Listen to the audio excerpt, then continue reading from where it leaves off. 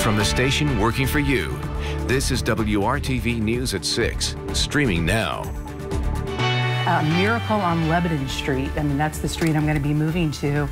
I never would have dreamed, 2 months ago that I would be moving at Christmas time during COVID. Now at 6, up against the odds, but not down for the count because they leaned on each other. How 3 Boone County women teamed up to keep their businesses alive.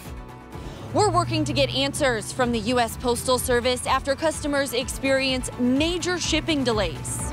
This is, like we said, a light at the end of the tunnel. It's definitely not closing the door to all of this. More shipments of vaccine arrived to local hospitals, more healthcare workers getting that safeguard. But what about a new strain of COVID that could be here already? Answers from experts tonight. Thanks for joining us here at 6 o'clock. I'm Mark Mullins. We're going to do something a little different tonight and start things off on the bright side, even if things don't look the way we expected them to as we close out 2020. 3 Boone County businesswomen have pulled their resources together to make sure each of them is able to keep thriving through the pandemic. WRTV's Troy Washington explains what brought the trio together. After keeping these doors open for more than a decade on North Meridian Street in downtown Lebanon, Stacy Dempster announced she wouldn't be staying in the location any longer. Actually put it out there on social media what was happening to me because I needed to let my customers know. After 17 years, you get a lot of customers along the way. And the outcry from people really moved me. They wanted me to stay. They were so upset that they thought that I would either leave or quit the business. But she couldn't stay because she couldn't reach a lease agreement that worked for both her and the owner of the space. Really was desperate at a few points. I had some very bad days because I just wasn't sure what was going to happen. That's until a client took a seat here with the power and connections to change all of that. Dempster explained the situation to Linda Lambert, a realtor who knew just who could help. It was kind of a win-win-win all the way around. Chris Yovanovich runs a yoga studio in downtown Lebanon. Because of the pandemic, she's done some adjusting, so she agreed to sell her space to Dempster. I feel like this is the perfect business for this building. Stacy has such a beautiful spirit. Soon this space will be transformed into the new and improved Stacy's Merle Norman Facial Spa and Boutique. Miracle on Lebanon Street. I mean, that's the street I'm going to be moving to. The ladies say this is what working together looks like. 3 women coming together, and Chris is like a sister from another mister. I didn't know her at all. We're the same age. She's very artistic, and so am I. We have a lot in common. Of course, I can't do yoga, but I tried. Working for you in Lebanon, Troy Washington, WRTV. Also, some of the yoga classes will still take place at the studio. Even though Dempster will be up and running in the location soon. We've been hearing from you that you want to see more stories of hope and good things happening, and we want to tell those stories. If you see something great around your community, send us a tip at news@WRTV.com or send us a message on Facebook. Well, this is crunch time for the U.S. Postal Service, and apparently it's overwhelming for the entire system. The Postal Service is experiencing unprecedented delays, which means packages you sent or may be expecting may not arrive on time. WRTV's Megan Sanctorum went looking for answers, asking what the post office will do to fix these issues. We've talked to numerous people who all share this same story. Packages mailed earlier this month still haven't been delivered. And when they try to track them online, this in-transit message is all they see. I thought 15 days out, I should be okay. Aggie Adkins is just one of many experiencing shipping delays with the U.S. Postal Service. I have the receipt. I've kept it all along for tracking. She won't be visiting family this year due to the pandemic, so she took extra care to mail a couple of gifts and mail them on time. She dropped them off at the Nora Post Office back on December 10th. They're still not there, and it's the 23rd, and there's no way. You can't really get a refund from the post office. You can't get your packages back, and you have no idea where they might be. The tracking number not providing any clues either, only showing this in transit, delayed delivery status. Others we spoke with say they don't even have that. On the 9th, I dropped off 8 packages and they were never even scanned in, so I couldn't even track them. Stephanie Nugent runs a Poshmark shop. She's considering those packages a total loss. The most frustrating thing was not even scanning in, because then there's no way I can even find out where they are. They're just gone. Analysts say more than 7 million packages have been delayed nationwide. A spokesperson for the post office declined an interview and would not answer any specific questions. They did release a statement saying the pandemic has led to a temporary shortage of employees. They're also dealing with capacity issues with airlifts and trucking due to a record number of packages being mailed. It's just disappointing, especially in a year where I really think people were looking forward to a little part of the holiday that they could share with people, that we're not certain that that's going to be possible. Working for you, Megan Sanctorum, WRTV. And we do have that full statement from the post office on our website at WRTV.com. We also reached out to the Indiana Postal Workers Union, but have not yet heard back. A visit to a state that he called home while he became a doctor in order to help promote health during the pandemic. Today, Indiana hosted U.S. Surgeon General Jerome Adams, who received his medical degree at the IU School of Medicine and was the state health commissioner before becoming Surgeon General. One of the goals of his visit was to focus on the safety of the coronavirus vaccines for people of all ethnicities and to encourage all Hoosiers to get the shot when it's their turn. He said just because you may not get the virus does not mean you can't be affected by overwhelmed hospitals. Even if you don't personally feel at risk for COVID-19 because you're young, because you're otherwise healthy, I want you to know if you get a car wreck on an icy Indiana road, there may not be a bed for you in the ICU because it's filled with COVID patients. If your wife or your sister goes into labor, there may not be a bed for her because there's no room because the beds are filled with COVID. The Surgeon General says the way we can get back to school, back to work, and back to health care that isn't overwhelmed are the W's, and that includes wearing a mask, washing your hands, watching your distance, waiting on gatherings, and getting our vaccine when the time comes to get it. Meanwhile, things haven't really gotten much better as far as cases in Indiana. This map is updated every Wednesday, so you're looking at the latest data here. All the red counties mean their 7-day positivity rate has been greater than 15%. And many of those orange counties, including Marion County, are at a 2.5, very close to the red status. One county in Indiana, Pulaski County, has a double alert status going, being both red and flagged due to a large number of COVID cases being attributed to congregate settings. Vaccine rollout across central Indiana is underway, but as our Nikki Dementri reports, many on the front line agree. There's light at the end of this dark tunnel, but the community still needs to do their part to get us all the way through, especially as a threat of a new strain comes and COVID fatigue sets in. We're really excited. Wednesday brought an early Christmas present to Indiana University Health Methodist Hospital. 4,000 Moderna COVID-19 vaccine doses. Did you think we'd be at this point right now where you'd have 2 vaccines in rotation during this vaccine rollout? No, not at all. Not this fast. So I will say it's been really impressive to see how fast, across the world. IU's chief clinical officer says vaccinations are going at a rapid pace. As of Tuesday night, nearly 6,000 frontline workers at Indiana University Health got their COVID-19 vaccine over the last week across all hospitals. Truly, I feel that finally I can see the light at the end of this very dark tunnel. Light at the end of the tunnel for this IU frontline nurse, but not enough for COVID fatigue to take over. Same goes for fellow IU frontline hero. So there's light at the end of the tunnel, but until then, we expect the numbers to go up after the holidays. And we expect a surge on top of what we already have. Yes, patience is key, according to Vice President of Medical Affairs, Dr. Christopher Doring with Franciscan Health of Central Indiana. Wednesday also brought the first Moderna shipment of 2,000 doses to Franciscan. I can tell you that so far it's just been a steady stream of folks who are just incredibly enthusiastic, very happy to be able to get vaccinated. Dr. Doring says with the growing vaccine supply, the general public should see their turn in the spring. The holiday week also brings news of a new strain of the virus, reported to be some 70% more transmissible, identified in the United Kingdom. Recently, Dr. Anthony Fauci has said that this new strain may already be here in the United States. Do you agree with that statement?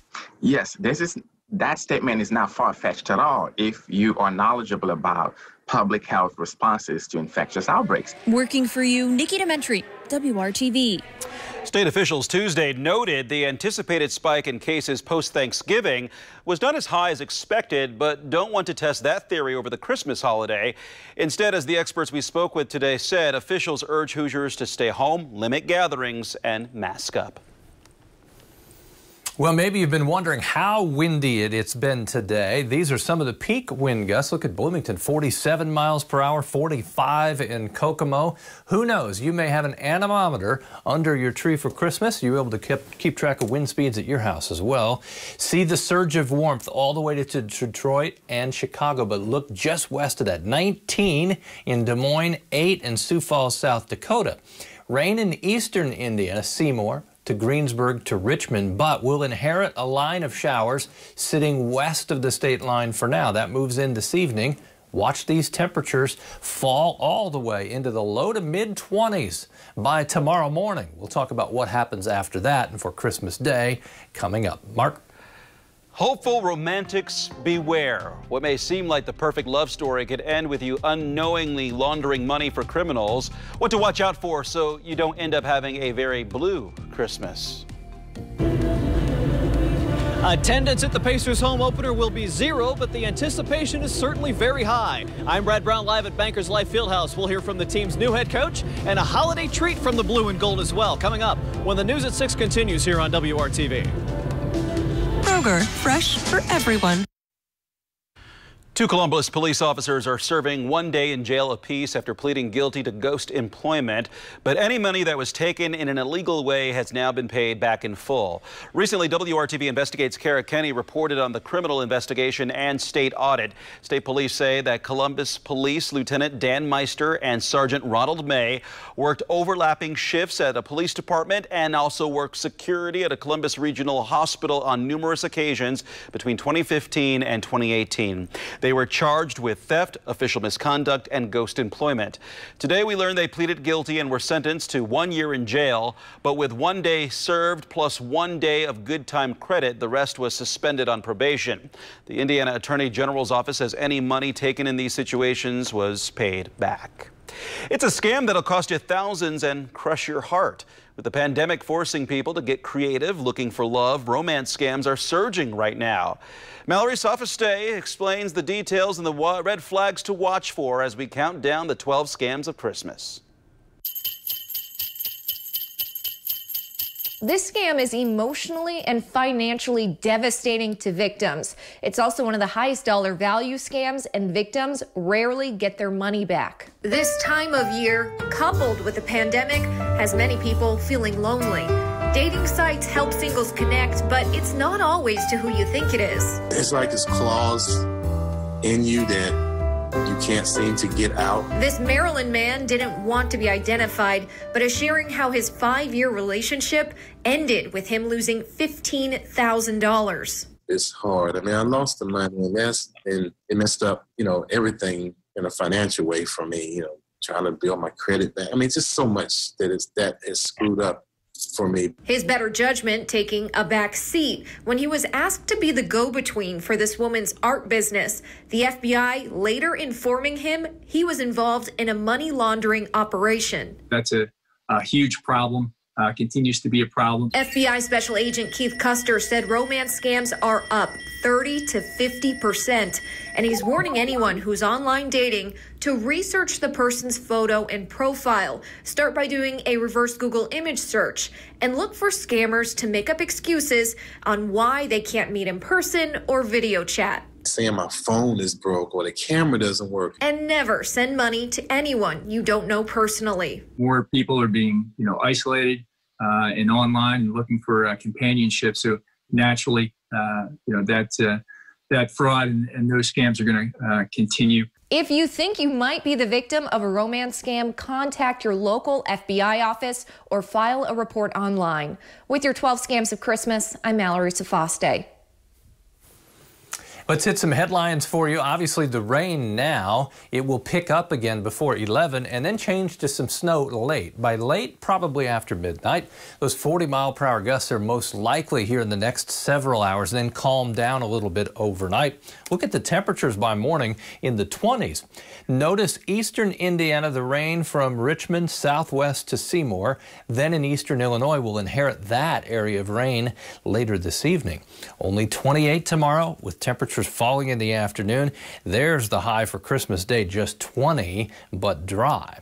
We're around 50 degrees right now. We'll stay mild the next several hours, then temperatures fall. Here comes the cold front by the time we get to 11 o'clock, right through central Indiana. On the backside, you see the little blue there, that little burst of snow as the cold air catches any remaining moisture.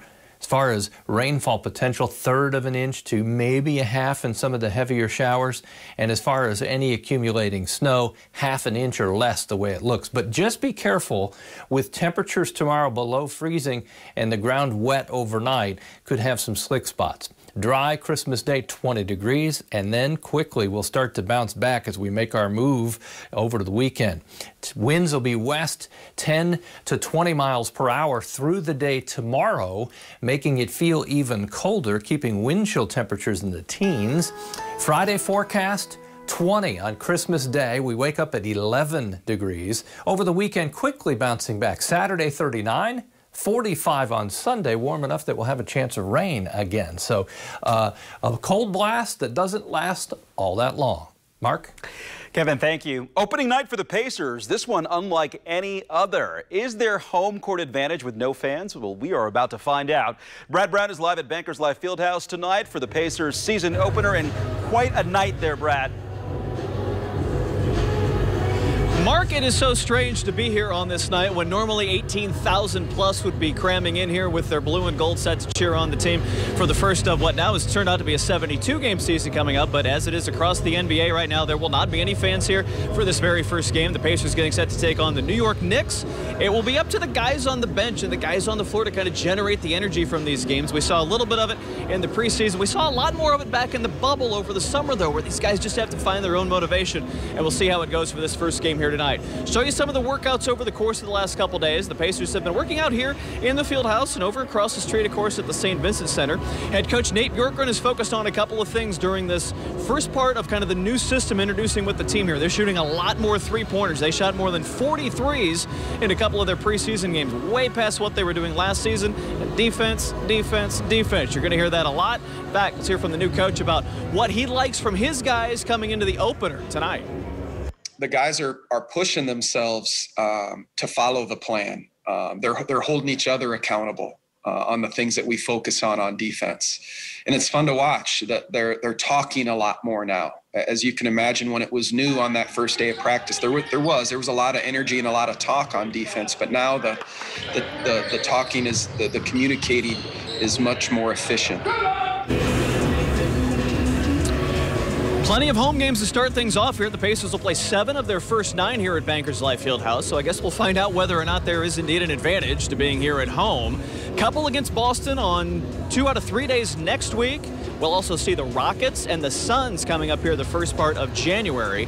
And again, no word yet from the team on when fans will be in the stands for games here at the Fieldhouse. We know it won't be during this first month of the season.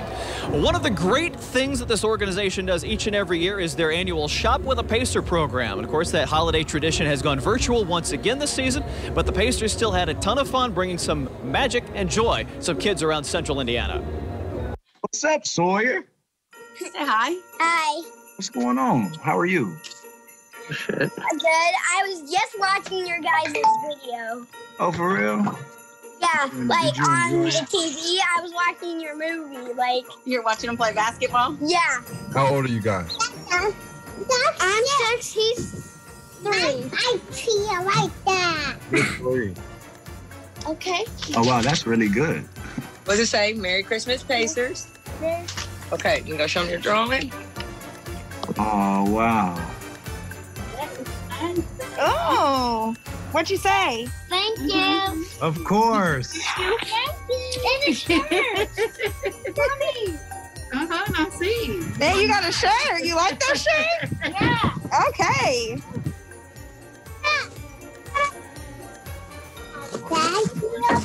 Papers here. What's that? I got another $50, bud. I got another $50. Nah, I don't think so. Oh no! Look again. $100, buddy. What? And obviously we had to go virtual this year, but you know, the excitement, the energy that the kids bring, whether it's here or whether we're stuck on Pluto, you can still feel the energy, you can still feel the excitement and that the holiday season and Christmas brings.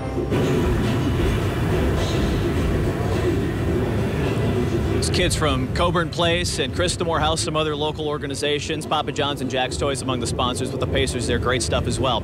IU and Butler are also home tonight. We'll have highlights from all of those for you coming up tonight on the news at 11. We'll see you then. Time for another break. Back to wrap up the news at 6 next. Rivers.com. World News is next. We will see you back here.